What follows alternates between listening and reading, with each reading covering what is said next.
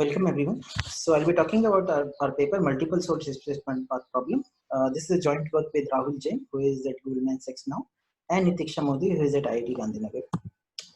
So let me introduce the problem. So a replacement path is the shortest path from a source S to a destination T, avoiding an edge E in the ST path. So here the black path is the shortest ST path and suppose you want to avoid this edge E. So the replacement path would look like this. So this replacement path would go out of this original ST path at some point above E and merge back at some point below T. And we can show that this replacement path will always look like this, which is to say there is only one detour which starts at a vertex which is above E and ends at a vertex which is below E. And one observation is there can be n replacement paths from a source S to a destination T because there are at most n edges from S to T. So this is our problem. Our problem is that given an undirected and unweighted graph G and a set of sources S such that the size of these sources is sigma, you want to design an algorithm that will find all replacement paths from each source node to any destination node in G. If sigma is 1, then this problem is called single source replacement path problem. And if sigma is greater than 1, then this problem is called multiple source replacement path problem. So there are actually many papers on the replacement path problem, but specifically for our problem, the previous algorithm was by Chechik and Cohen, and that was for the single source version.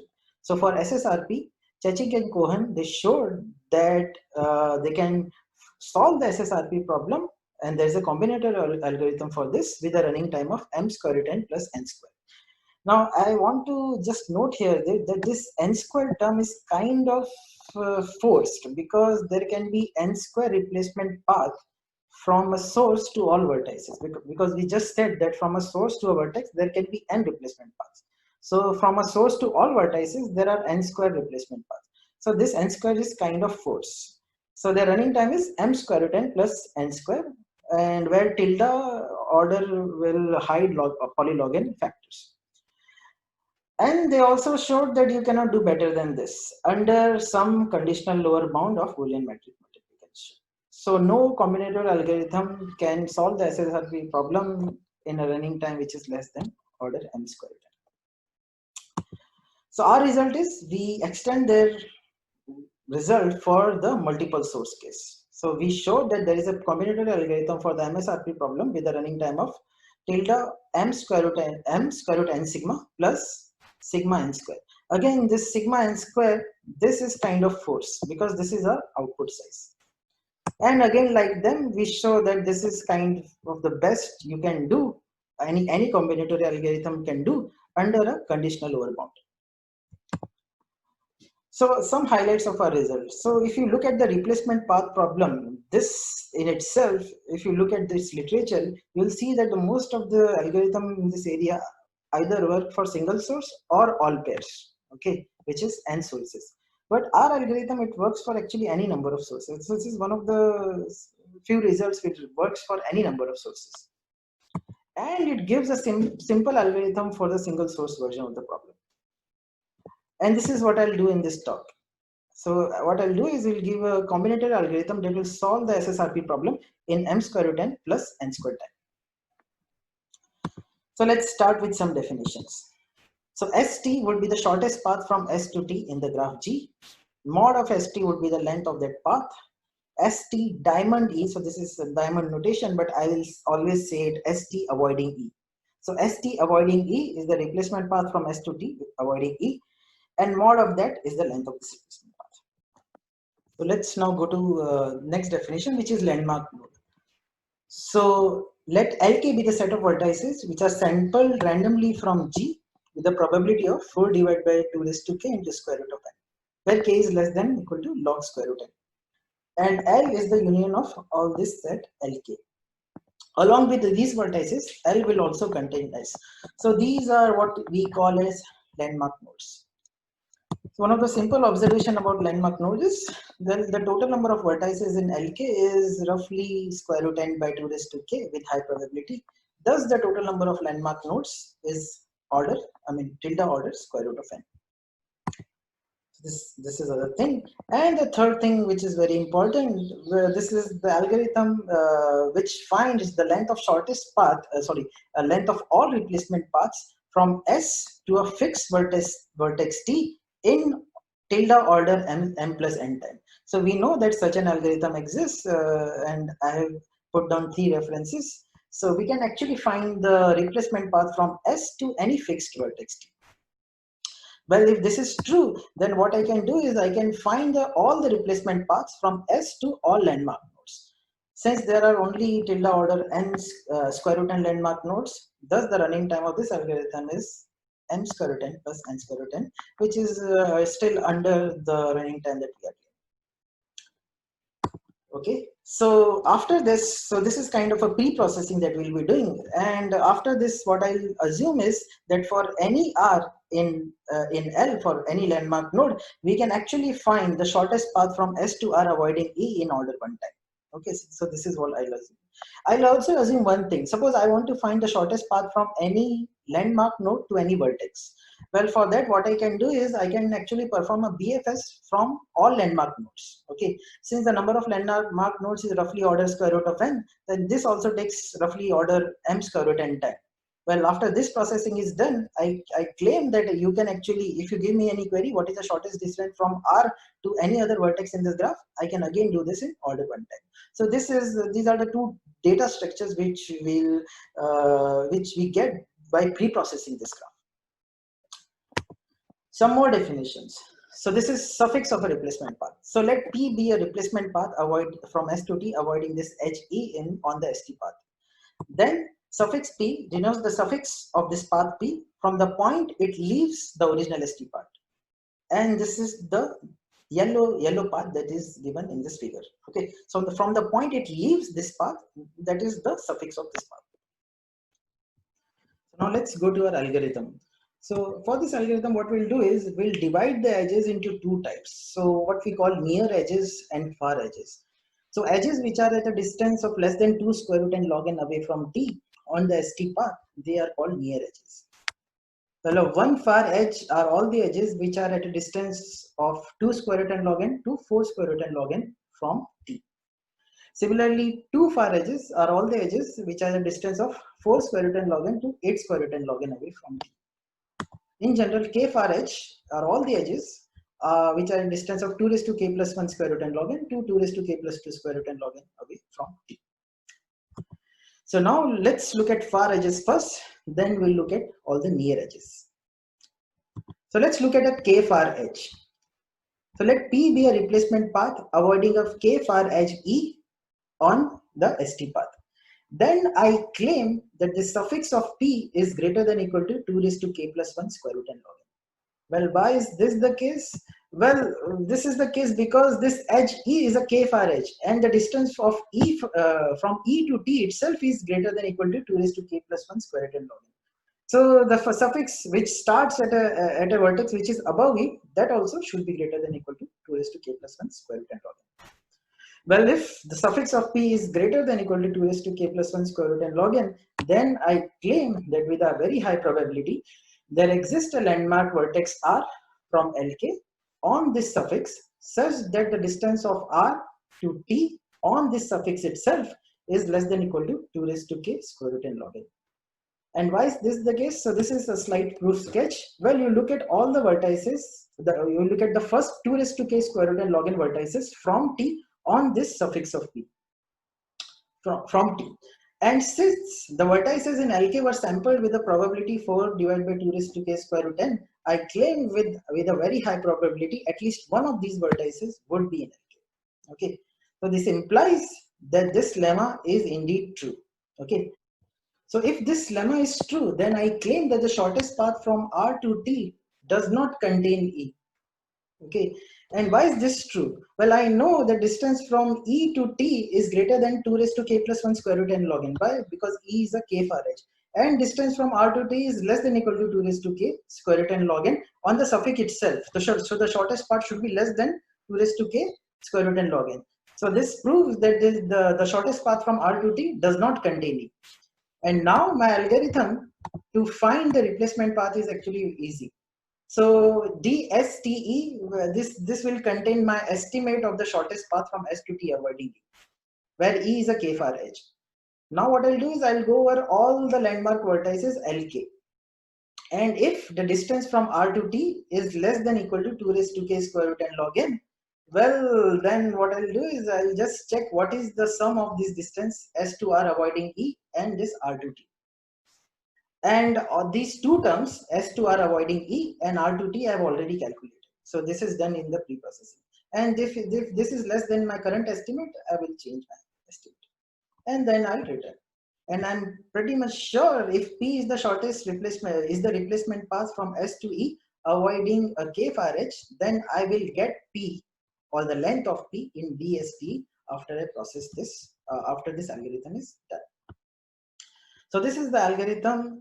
Let's try to prove the running time of this algorithm. So the time taken to find the replacement path for a k-far edge in the previous algorithm is order L of k, because this algorithm runs the running time of this algorithm is the number of vertices in LK, okay, which is tilde order square root of n divided by 2 raised to k. Well, the number of k-far edges, I claim that it is 2 raised to k square root n, tilde order 2 raised to k square root n. This is why the time taken to find the replacement path for all k-far edges of T is this running time multiplied by 2 raised to k into square root n, which is tilde order n.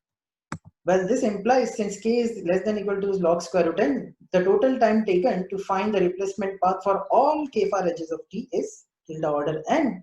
And summing it for all the vertices, the total time to find the replacement path for all far edges is tilde order n square. So we are done with far edges. So now what we'll do is we'll go for the near edges in the graph. So what we'll do is we'll divide the replacement path avoiding a near edge into two parts. Okay, so there can be two types of replacement path that avoid a near edge: E on the ST path, where S is the source and T is in B. So one is small replacement path. If the length of this replacement path is less than equal to the length of SE plus 2 square root n log n. Here I am just abusing the notation. The notation mod SE is the length of shortest replacement path, shortest path from S to any of its endpoint. And the replacement path is large if S to T avoiding E, the length of this replacement path is greater than equal to mod SE plus 2 square root n log n. So the first one we call small replacement path, the second one is called large replacement path. So let's look at small replacement path. Well, to find all small replacement path, what we'll do is we'll make auxiliary graph GS, run the Dijkstra's algorithm on this GS, and then we'll see that the Dijkstra's algorithm output of this particular algorithm will give us the length of all small replacement paths from S to all the vertices in G. So let's see how do we make this auxiliary graph. So the vertices of this auxiliary graph are as follows. For each T in V, there is a node bracket T in GS. And for each near edge E on this ST path, there is a node T comma E, so bracket of T comma E in GS. So this T comma E, what it encodes is, it will, in the end, it will encode the shortest path from S to T avoiding E, but this E is a near edge. Okay. So the edges of this graph are as follows. So there is an edge from bracket S to bracket V with the weight SV. This SV is the weight in the original graph where V is in V. There is an edge from bracket V to bracket T comma E of weight 1 if E does not lie on SV path and V is a neighbor of T. Now if you see, this is actually one of the way we can reach from S to T avoiding E. Okay, so this is kind of, we have encoded in this auxiliary graph. Similarly, there is an edge from bracket V comma E to bracket T comma E of weight 1 if T is a neighbor of V. So as if we are going from S to V avoiding E and then we go to T. This is one other way we can reach from S to T avoiding E. So this is the construction of our graph. Okay, so let's look at the size of this graph. I claim that the number of vertices in this graph, at least the first point, there are n vertices, and since we are only talking about near edges, Well, the number of vertices of type bracket t comma e is n square root n, because there are n vertices and roughly square root n log n near edges. Okay, so the number of vertices in this auxiliary graph is n square root n. Similarly, you can prove, and which I will not do, that the number of edges in this auxiliary graph is m square root n plus n square root n. If this is true, then the runtime of the Dijkstra's algorithm on this graph is tilde m square root n plus n square root n. Okay, so using the Dijkstra's algorithm, we can run. You can actually find the shortest path in this auxiliary graph from S to any other node in this graph. But what we claim here is very, very interesting. What we say is fix any vertex T in V and let P be the replacement path, avoiding a near edge E on the ST path in G. Okay. If P is less than equal to SE plus 2 square root n log n, which means P is a small replacement path, then our Dijkstra's algorithm sets the distance of TE, so bracket TE, from S in this auxiliary graph GS to P. So I will not prove this in this talk, but the proof is actually by induction, and it crucially depends on the fact that P is a small replacement path.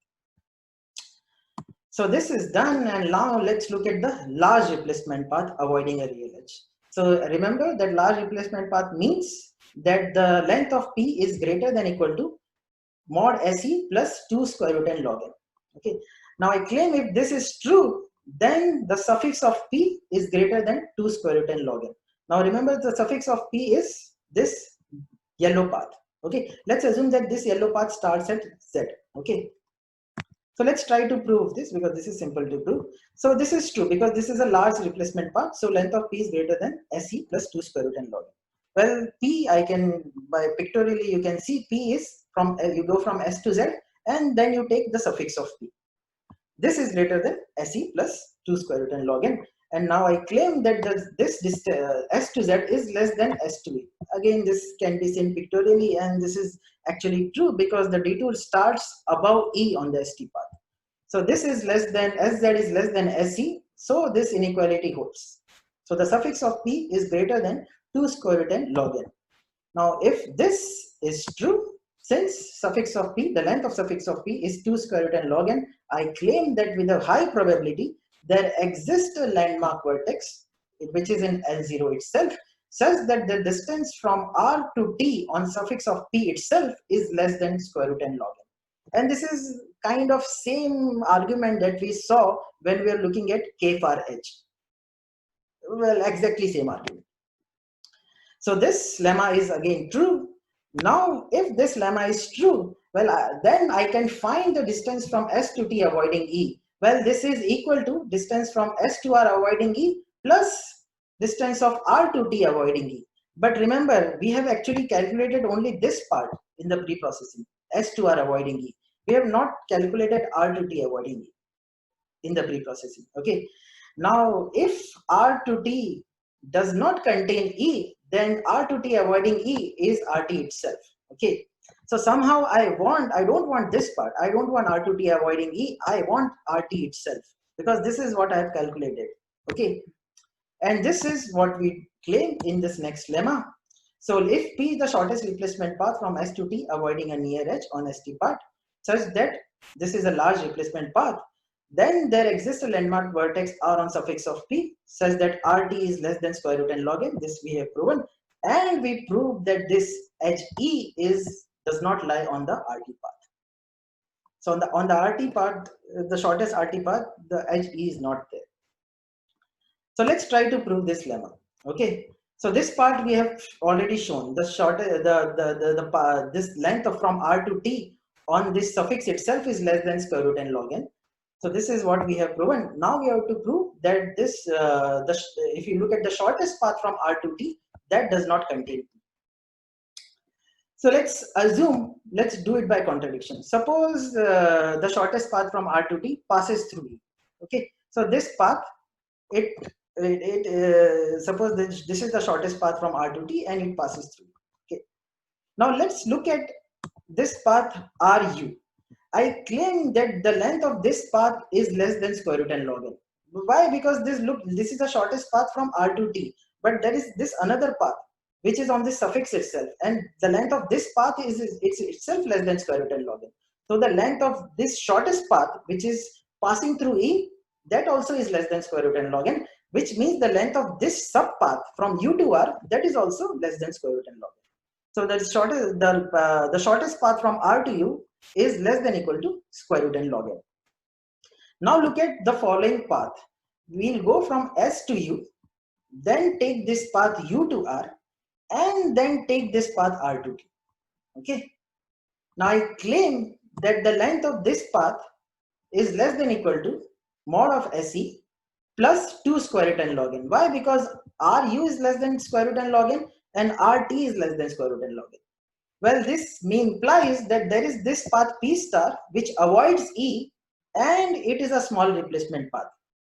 Well, this implies that there is no large replacement path for this edge E. It is actually a small replacement path. But I claimed at the start that the shortest path P avoiding E is actually large. It is greater than SE plus 2 square root n log n. Well, this implies a contradiction. So since we arrived at a contradiction, our assumption is incorrect. So E cannot lie on RT. Well, if E cannot lie on RT, then our algorithm is actually fairly simple. It is actually similar to what we saw when we were processing a K-far edge. So what I'll do is, again, my DSTE is where E is a near edge, is an estimate of the shortest path from S to T avoiding E, and it is initially set to infinity. And now I'll go over all the landmark vertices in L0, and if E does not lie on RT path, then my estimate is, well, this is a replacement path from S to T avoiding E. What I'll do is, I'll first go from S to R avoiding E, and then I'll go from R to T. And if it is less than my current estimate, I will update my estimate. And then I'll return whatever is the minimum. And I claim that this is correct because of the lemmas that we have proven in the previous slides. So if all this is true, let's go to the running time. So if you see, the running time of this algorithm is dominated by the number of vertices in L0.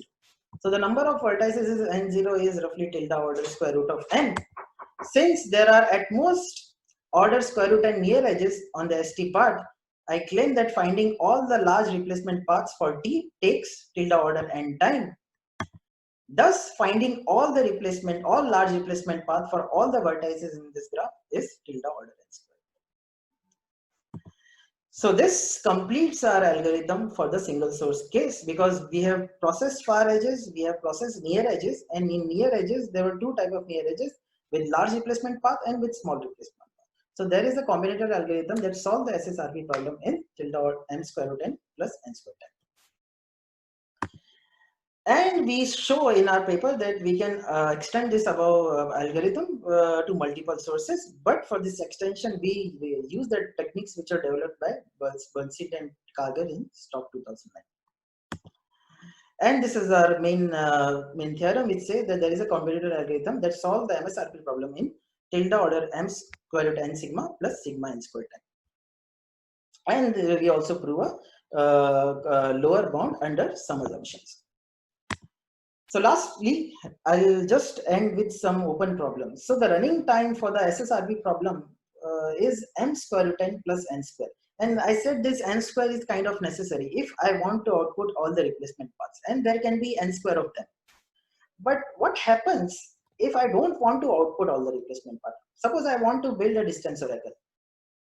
Then can I develop an algorithm whose running time is just order m square root n? I really don't want this n square term. Okay, and this I think is quite a challenging problem, because it appears that n square is kind of necessary, but who knows. Okay, so that's it from me. I thank everyone. So I'll stop here.